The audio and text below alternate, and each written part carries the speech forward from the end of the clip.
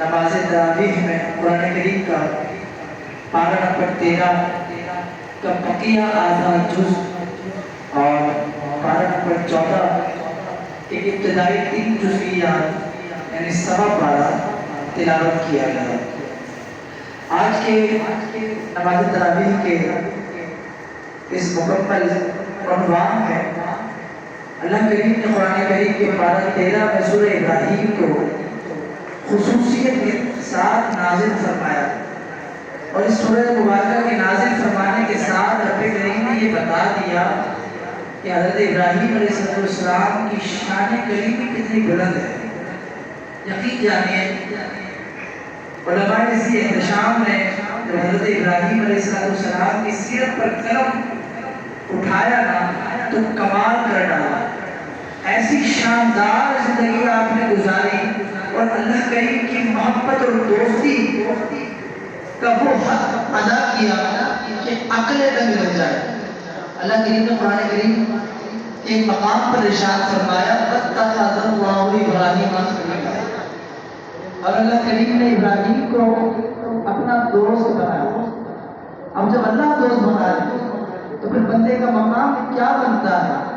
یوں تو حضرت ابراہیم علیہ السلام کی سیرت مبارکہ بڑی طویل ہے، مختصر عنوانات پر سیدھا گفتگو کرتے ہوئے گزرنے کی کوشش ہوگی۔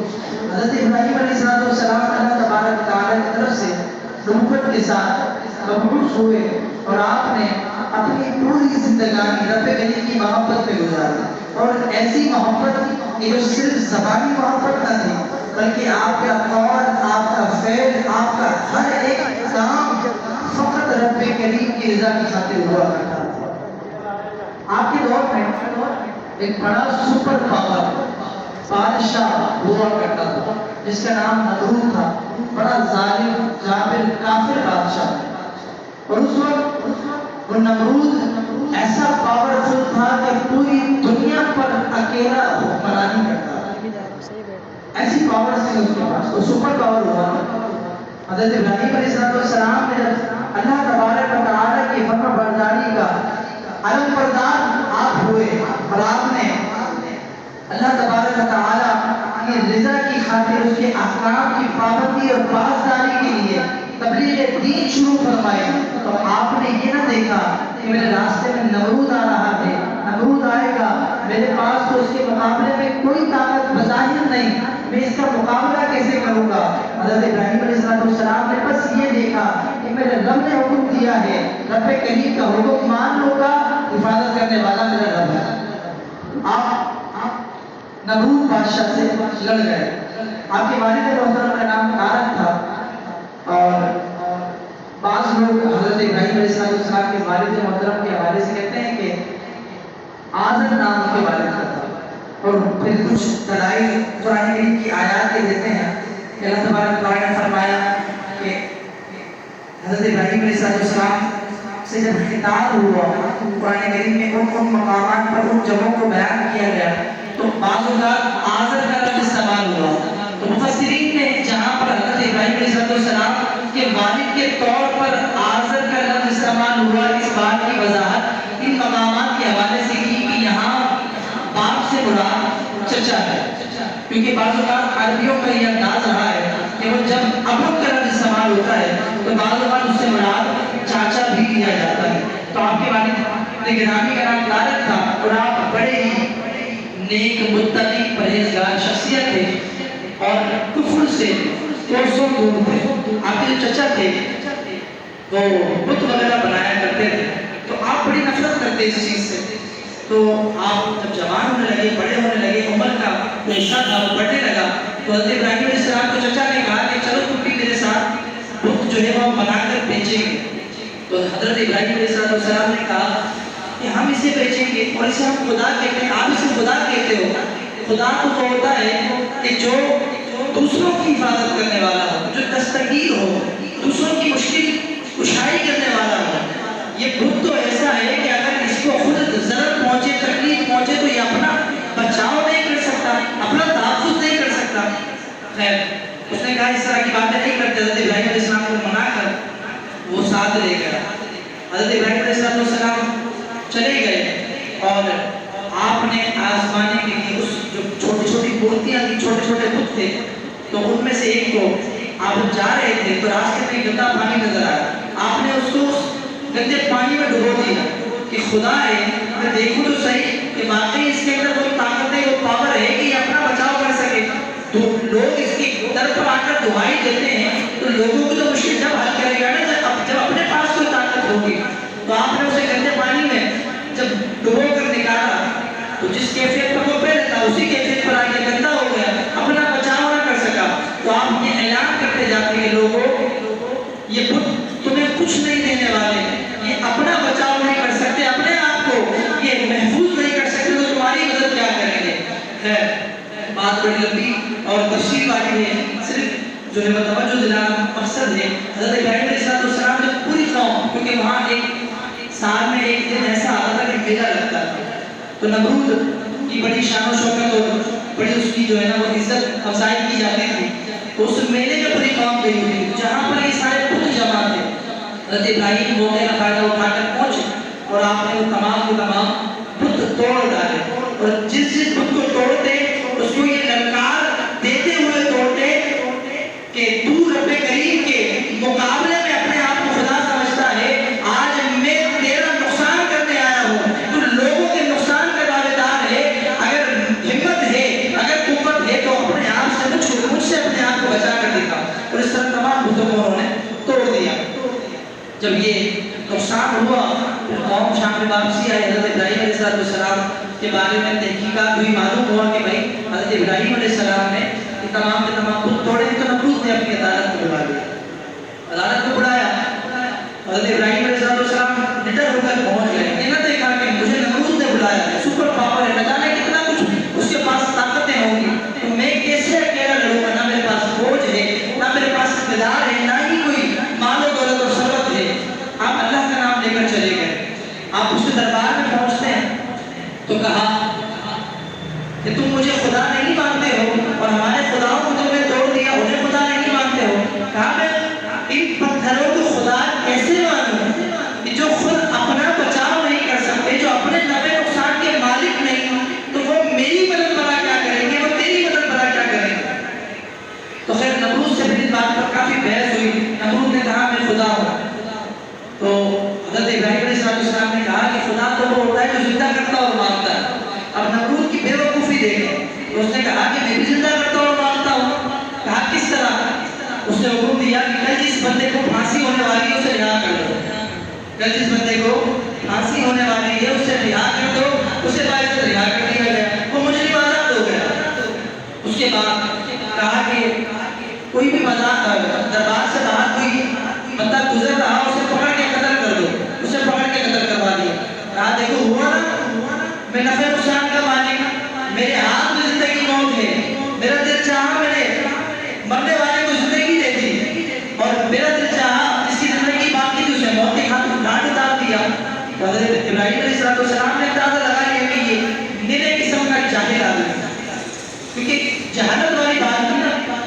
آپ نے فرمایا کہ میرا خدا صرف وہ نہیں جو زندہ کرتا اور مارتا ہے، بلکہ میرا رب تو وہ ہے جو مرے ہوئے کو بھی زندہ کر دیتا ہے۔ اب یہاں نمرود پریشان کہ اب میں کیا کروں؟ وہ والی بات تو ثابت کرنے کے لیے میں نے کوشش کر کے دلیل کسی نہ کسی طرح بنا کر دے کہ مرے ہوئے کو زندہ کیسے کروں؟ تو یاد رکھیے گا جب لوگوں کے پاس دلیل نہیں ہوتی تو پھر ذاتیات پہ حملہ آور ہو۔ یہ اصول ہے، یہ ہماری فطرت میں یہ چیز شامل ہے کہ جب ہمارے پاس کسی کے خلاف دلیل نہیں ہوگی نا تو ہم اس کی ذاتیات پہ بات کریں، یار یہ بولتا صحیح نہیں ہے، یہ تو یار جو باتیں صحیح نہیں کرتا، یہ تو چلتا صحیح نہیں ہے، الغرض کوئی بھی بات ذاتیات سے ریلیٹڈ بات کرنے کی کوشش کی جاتی ہے کہ کسی طرح سامنے والے کو شکست ہو۔ پھر حضرت ابراہیم علیہ السلام کے بارے میں اس نے طرح طرح کی باتیں کے حکم سنا دیا کہ انہیں آگ میں ڈال دیا جائے، اور علماء لکھتے ہیں کہ 30 جو ہے وہ 300 فٹ گہری 300 فٹ گہرا گڑھا کھودا گیا، اور اس میں نہ جانے کیا کچھ لکڑیاں، پتھر، لوہے کے ٹکڑے، تختے، نہ جانے کیا کچھ اس کا جو ہے وہ دنیا بھر کا سامان اس کے اندر ڈالا گیا، اور اس کو جو ہے وہ تیل سے بھر کر اس کے اندر آگ کو روشن کر دیا گیا۔ وہ اتنا گہرا پڑا کیونکہ وہ جانتا تھا کہ جس کو سزا دینے والا ہوں جس سے سزا دینے والا وہ کوئی چھوٹی چیز نہیں، تو کوئی چھوٹا انسان نہیں، تو اتنا بڑا اہتمام کیا گیا۔ اور حضرت ابراہیم علیہ السلام کو منجنیق میں ڈال کر اس وقت 2 ڈنڈے لگا کر اور ہریٹ ٹائپ کی ایک جو ہے وہ مشین بھی کہا کرتے تھے اس وقت، جو جنگوں میں استعمال ہوتی تھی، اس میں بڑے بڑے پتھر ڈال کر اور وہ کھینچ کر اور دور پھینکا جاتا تھا تاکہ دشمن پر حملہ آور ہوا جا سکے۔ تو وہ منجنیق کہلاتی تھی۔ حضرت ابراہیم علیہ السلام کو اس منجنیق میں بٹھا کر دور منجنیق لگا کر آپ کو وہاں سے منجنیق سے اس گھڑے میں چھوڑ دیا گیا۔ جب آپ اس گھڑے میں جا رہے تھے تو اللہ تبارک و تعالیٰ کی پوری ملائکہ سب دیکھ رہے تھے، عرش پر ملاحظہ ہو رہا ہے، رب کریم بھی دیکھ رہا ہے، اپنی شان کے مطابق جیسے چاہے وہ دیکھ رہا ہے۔ تو اللہ تبارک و تعالیٰ سے فرشتے عرض کرتے ہیں، یا اللہ ایک ہی تو تیرا دوست تھا روئے زمین پر اور اب اسے بھی جلایا جا رہا ہے، بڑے کریم تو اس کی مدد فرما۔ حضرت ابراہیم علیہ السلام نے مدد نہ مانگی، آپ نے مدد نہ مانگی، آپ خاموشی سے اللہ تبارک و تعالیٰ کی رضا میں راضی اور آپ آگ میں تشریف لے گئے، آپ کو آگ میں ڈال دیا گیا۔ اتنی بلند آگ، اتنے بلند شعلے کہ اگر آسمان کے اوپر پرندہ اڑتا تو علماء لکھتے ہیں کہ جب اس کے حدود میں پرندہ آتا تو جل کر زمین پر گر جاتا، اتنی لمبی لمبی لمبے اس آگ حضرت ابراہیم کو ڈالا جاتا ہے۔ تو اللہ فرماتا ہے کہ اچھا مدد چاہتے ہو، ابراہیم کی مدد چاہتے ہو، میرے خلیل کی مدد چاہتے ہو، چلو جاؤ مدد کر دو، جا کر جس کا دل چاہ رہا ہے مدد کر دو۔ تو حضرت ابراہیم علیہ السلام آپ فوراً آسمانوں سے حضرت ابراہیم علیہ السلام کی بارگاہ میں اترے، کہا کہ حضور آپ کچھ مدد چاہیے، آپ کو آپ آگ میں ڈال دیے گئے ہیں، تکلیف ہو سکتی ہے، میں آپ کی کوئی مدد کر سکتا ہوں، آپ کی کوئی ہیلپ کر سکتا ہوں؟ حضرت ابراہیم علیہ السلام کہتے ہیں جاؤ، مجھے تم سے کوئی کام نہیں، مجھے تم سے کوئی کام نہیں۔ آج ہماری اگر کوئی پرابلم میں ہم پھنس جائیں، کوئی مشکل سر پر آ جائے، ہمیں کوئی مدد کرنے والا ہمیں یقین بھی ہو کہ مدد کر دے گا، ہم کیا کہتے ہیں کہ نہیں یار فٹافٹ مدد کرو، لیکن وہ جانتے تھے نا کہ میرے رب کی رضا کس میں ہے۔ حضرت ابراہیم علیہ السلام عرض کرتے ہیں ٹھیک ہے یا خلیل اللہ، آپ اللہ کے دوست ہیں، بڑے ہیں، مجھے معلوم ہے آپ مجھے سے چھوٹے سے مدد نہیں لیں گے، کم سے کم اللہ سے ہی عرض کر دیجیے۔ تو حضرت ابراہیم علیہ السلام فرماتے ہیں کہ رب کو نہیں معلوم کہ اس کا خلیل آگ میں ڈالا جا رہا ہے، کیا وہ نہیں دیکھ رہا؟ حضرت ابراہیم کہتے ہیں کہ جب وہ دیکھ رہا ہے اور دیکھنے کے باوجود اس نے اس کا انتظام نہیں فرمایا تو یقیناً وہ اس بات پر راضی ہے۔ گویا حضرت ابراہیم علیہ السلام کا دل یہ پکار رہا تھا کہ جے سونا میرے دکھ وچ راضی، جے سونا میرے دکھ وچ راضی، میں سکھ نو چلے پاؤں، یعنی اگر رب میرے دکھ میں راضی ہے تو مجھے سکون کی کوئی ضرورت نہیں، مجھے سکھ نہیں چاہیے۔ حضرت ابراہیم علیہ السلام آگ میں، علماء لکھتے ہیں کہ 3 دن تک آپ اس آگ میں ٹھہرے رہے، وہ آگ جلتی رہی۔ تب حضرت ابراہیم علیہ السلام پریشانی کے عالم میں آسمانوں کی طرف کوچ کر گئے تو اللہ کی بارگاہ میں عرض کی کہ یا اللہ میرا خلیل تو مجھ سے مدد لینے کے لیے تیار نہیں۔ رب کریم نے فرمایا کہ ابراہیم کو تجھ سے کبھی بھی مدد نہیں لے گا، وہ میرا خلیل ہے، وہ میں جو چاہوں گا وہ اس پر ہمیشہ راضی رہے گا۔ پھر اللہ کریم نے قرآن کریم میں اس بات کو بیان فرمایا، اللہ کریم نے آپ کو حکم دیا قلنا یا نار کونی بردا وسلاما علی ابراہیم۔ اللہ نے فرمایا کہ ہم نے کہا کہ آگ ابراہیم پر ٹھنڈی بھی ہو جائے اور سلامتی والی بھی ہو جائے۔ پھر آگ اللہ کا حکم پا کر حضرت ابراہیم پر ٹھنڈی ہو گئی اور اس قدر ٹھنڈی ہو گئی کہ اس جلنے والی آگ میں حضرت ابراہیم علیہ السلام آرام اور چین کی نیند سو گئے۔ پھر وہاں سے نکلے، پھر آپ آگ سے رہا ہو گئے، آزاد ہو گئے، صحیح سلامت آپ وہاں سے آپ اللہ کے نے حکم فرمایا کہ یہ شہر چھوڑ دو، تو آپ شہر سے آپ کوچ کر گئے۔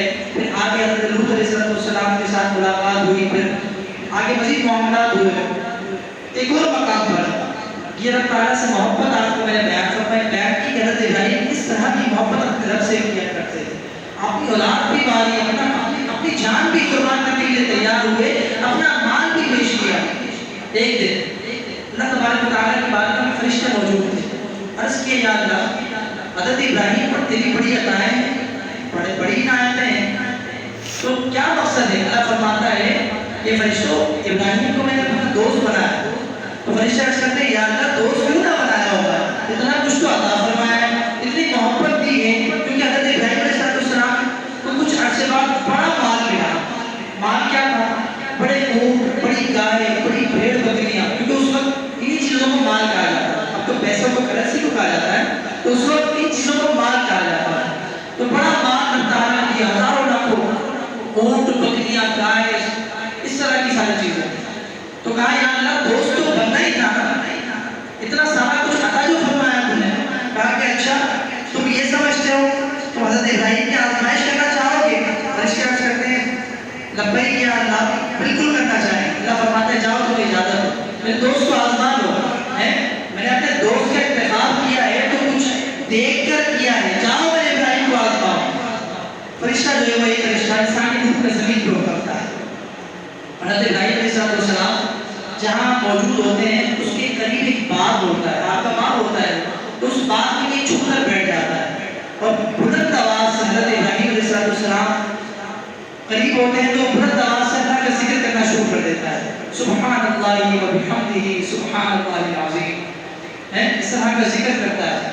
تو حضرت ابراہیم علیہ السلام اپنے معاملات میں مصروف ہوتے ہیں، تو اس باغ سے گزر رہے ہوتے ہیں، آواز آتی ہے کہ اتنی میٹھی آواز میں آج کے وقت میں جب رب کا نام لینے والا روئے زمین پر کوئی نہیں ہے، کہ کون میرے رب کا ذکر کر رہا ہے. آج بھی ہوتا ہے اگر ہمارا دوست، ہمارا کوئی ایسا محبوب جسے ہم پسند کرتے ہیں، یا کوئی ہماری فیوریٹ ایسی چیز جو ہمیں پسند ہو، اس کا تذکرہ چل رہا ہو، بے توجہی بھی ہو، تو ہمیں اچانک ہماری توجہ کا مرکز وہ بات بن جاتی ہے، فوراً ہمارے کان کھڑے ہو جاتے ہیں، اس طرف لگ جاتے ہیں. کیوں؟ محبت کی وجہ سے ہمارے کان ہماری توجہ کو اس طرف راغب کر دیتے ہیں. تو اللہ تعالیٰ سے محبت کا عالم یہ تھا کہ ہر وقت اللہ تعالیٰ کی محبت میں فنا رہتے. کہا کہ کون میرے رب کا ذکر کر رہا ہے اتنی میٹھی آواز میں. حضرت ابراہیم باغ میں جاتے ہیں تو دیکھتے ہیں کہ ایک انسان بیٹھا ہے اور اللہ کا ذکر کر رہا ہے. آپ اس کا جو ہے وہ اس کا ذکر کرنا آپ سننے میں مصروف ہو جاتے ہیں، آنکھیں بند کر کے اس کا ذکر سنتے ہیں، وہ خاموش ہو جاتا ہے، تھوڑی دیر بعد خاموش ہو جاتا ہے. حضرت ابراہیم کہتے ہیں کہ اور سناؤ، میرے رب کا ذکر تم کر رہے تھے، اور سناؤ. کہا کہ اے ابراہیم پہلے تو میں اپنی مرضی سے کر رہا تھا، پہلے تو کیونکہ آزمائش چل رہی ہے، پہلے میں اپنی مرضی سے کر رہا تھا. اب اگر کروا رہے ہو، اگر تم کروا رہے ہو تو اس کے لیے پیسہ لگے گا، مال لگے گا. کہا تمہیں کیا چاہیے؟ کہا کہ ابراہیم تمہارے پاس بڑے اونٹ ہیں، سارے اونٹ مجھے دیتے ہو تو تمہارے رب کا ذکر تمہیں سناتا ہوں. آج کل ابھی اگر ہمیں کوئی بولے، ہم کسی سے فرمائش کرتے یار فلاں ذکر سنا دو، فلاں نہ سنا دو، کوئی بندہ اگر بالفرض کہہ دے کہ بھائی میں آپ کے کہنے پر پیسے لوں گا، تو کیا کہو گے؟ کہتے بھائی نیٹ سے سن لوں گا یا میں خود پڑھ لوں گا. لیکن قربان چاہیے حضرت ابراہیم کی اس محبت پر. آپ نے کہا میری محبت کا تسلسل نہ ٹوٹنے پائے. کہا کہ سارے اونٹ تیرے ہوئے، میرے رب کا ذکر سنا. حضرت ابراہیم کو فرشتہ ذکر اللہ کر کے سناتا ہے، حضرت ابراہیم سنتے ہیں، مصروف ہو جاتے ہیں اللہ کی محبت میں، اللہ کی اطاعت میں، اللہ تعالیٰ کی اس محبت والے اشتیاق میں. آپ بے چین ہوتے ہیں، رونے لگتے ہیں، گریہ ازاری کرنے لگتے ہیں. تھوڑی دیر تک وہ ذکر کرتا ہے، پھر خاموش ہو جاتے ہیں، پھر خاموش ہو جاتا ہے. حضرت ابراہیم فرماتے ہیں کہ میرے بھائی پھر سنا. فرشتہ کہتا ہے کہ ابراہیم جتنا سنانا تھا سنا لیا، اب اگر اور سننا چاہتے ہو تو پیسے لگے، تو مال لگے گا. کہا کیا چاہیے؟ کہا بڑی گائے دیکھی تمہارے پاس، ہزاروں کی مقدار میں گائے ہے، تمہیں بڑا دیا ہے رب نے، یہ ساری گائے مجھے دیتے ہو تو سناتا ہوں. کہا ساری گائے تیری ہوئی، میرے رب کا ذکر سنا. فرشتہ اللہ تعالیٰ کا ذکر دوبارہ شروع کر دیتا ہے. حضرت ابراہیم آنکھیں بند کرتے ہیں، اس لذت کو، اس ذائقے کو محسوس کرتے ہیں، روتے ہیں، چیختے ہیں، اللہ تعالیٰ کی محبت میں بے چین ہوتے ہیں. تھوڑی دیر گزرتی ہے، پھر وہ فرشتہ خاموش ہو جاتا ہے. حضرت ابراہیم کہتے ہیں میرے رب کا ذکر اور سناتا کیوں نہیں؟ کہتا ہے کہ ابراہیم بس اب پیسے پورے ہو گئے، اور سنائے تو اور پیسے لگیں گے. حضرت ابراہیم کہتے ہیں تجھے کیا چاہیے؟ کہتا ہے کہ تمہارے پاس بڑی بھیڑ بکریاں ہیں، بڑا کچھ تمہیں رب نے دیا ہے، بڑے باغات ہیں. کہا کہ سارے تیرے ہوئے، میرے رب کا ذکر سنا. وہ فرشتہ اللہ کا ذکر پھر کرتا ہے، ذکر اللہ کرتا چلا جاتا ہے. حضرت ابراہیم اللہ کے ذکر میں محو ہوتے چلے جاتے ہیں. تھوڑی دیر گزرتی ہے، حضرت ابراہیم علیہ السلام اپنی اس کیفیت کے عالم میں ہوتے ہیں. فرشتہ خاموش ہو جاتا ہے. اونٹ بھی گئے، گائے بھی گئی، بھیڑ بکریاں بھی گئی، باغات بھی گئے، اب سب کچھ چلا گیا، خالی ہو گیا، اب کچھ بھی نہیں بتا دے. حضرت ابراہیم کہتے ہیں کہ میرے بھائی اور سناتا ہے کیوں نہیں؟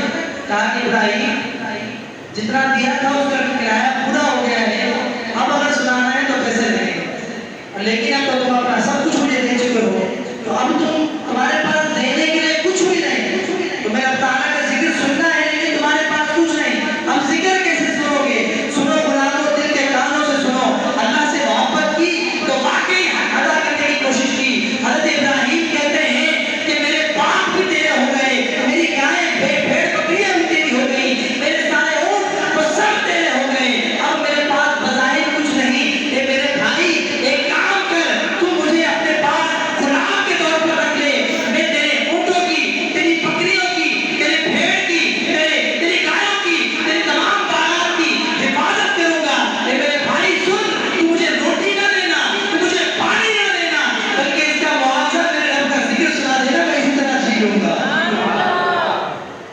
یہ محبت، رب تعالیٰ سے محبت کا حق ادا کیا، کہا نہیں چاہیے، کوئی بات نہیں چاہیے، یہاں تک کہ تیرے پاس غلامی کرو تو ایک چیزوں کو سنبھالنے والا بھی تو چاہیے نا، وہ مجھے رکھ لے اور مجھے روٹی نہ دینا، میری خدمت کے عوض میرے رب کا ذکر سناتا رہنا، میری زندگی چلتی رہے گی۔ اور آج رب تعالیٰ کا ذکر کرنے سے اپنے آپ کو دور کرتا ہے، یہاں ذکر اللہ کی بات آئے ہم بولتے ہیں نہیں یار بات بے کر، خدا کی قسم یہ ایسا بہترین وظیفہ ہے نا، علماء لکھتے ہیں کہ جس طرح لوہے کو زنگ لگ جاتا ہے نا، اسی طرح دلوں کو بھی لگ جاتا ہے۔ لوہے کو زنگ لگتا ہے تو اس کو بھٹی میں جلا کر اور اس کے اقدامات کر کے اس کے زنگ کو آگ سے دور کیا جاتا ہے۔ فرمایا کہ اگر دل کا زنگ دور کرنا چاہتے ہو نا تو اللہ تبارک و تعالیٰ کا ذکر، قرآن کی تلاوت اور موت کو کثرت سے یاد کرنا شروع کر دو، تمہارا دل اللہ تعالیٰ کے نور سے منور ہو جائے گا اور تعالیٰ کا ذکر کرے۔ اب تو ماشاءاللہ اہتمام ہے، رمضان ہے، انسان کا ذہن بنا ہوتا ہے، رمضان کے علاوہ بھی کچھ نہیں کم سے کم 2 سے 3 منٹ اپنی زندگی میں ایسے اوقات میں سے وقت رکھیے کہ جس میں اللہ تعالیٰ کا ذکر کرنے کا آپ کو موقع حاصل ہو۔ اکیلے میں تنہائی کا مسجد کا کونا پکڑنے، ذکر اللہ میں مشغول ہو جائے، لازمی نہیں کہ اس کا اہتمام کر کے گردن ہلا کر بلند آواز سے کیا جائے گا، وہ دلوں پر خبردار ہے، اللہ تعالیٰ دلوں پر خبردار ہے۔